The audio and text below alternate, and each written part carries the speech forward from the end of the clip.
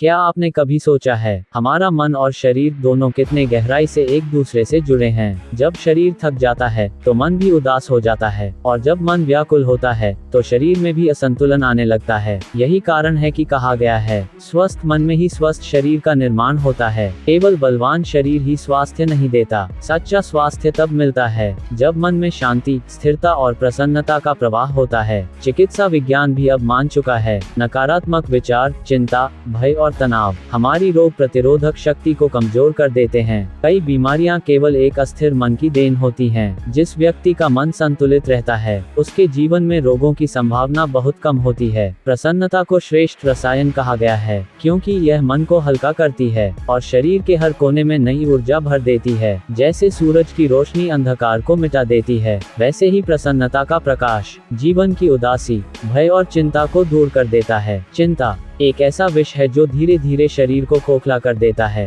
भय मनुष्य का आत्मविश्वास छीन लेता है और उसे कमजोर बना देता है, लेकिन जो व्यक्ति निडर और निश्चिंत होकर जीवन जीता है वह हर परिस्थिति पर विजय पा लेता है। संतुलित विचार और सकारात्मक सोच मनुष्य को आंतरिक शक्ति प्रदान करते हैं। इसीलिए महापुरुषों ने हमेशा कहा है, आनंद और प्रसन्नता ही जीवन का आधार है। द्वेष, ईर्ष्या, चिंता और क्रोध ये हमारे शरीर को बीमार करते हैं। वहीं दूसरी ओर मैत्री, शांति और प्रसन्नता रोगों की औषधि बन जाते हैं। वास्तव में विचारों का स्वास्थ्य पर उतना गहरा प्रभाव है जितना किसी औषधि का भी नहीं। इसलिए अपने विचारों को सकारात्मक बनाएं, अपने मन को शांत रखिए और अपने जीवन में आनंद की ऊर्जा भरिए, क्योंकि स्वस्थ विचार ही स्वस्थ शरीर का सबसे बड़ा रहस्य है।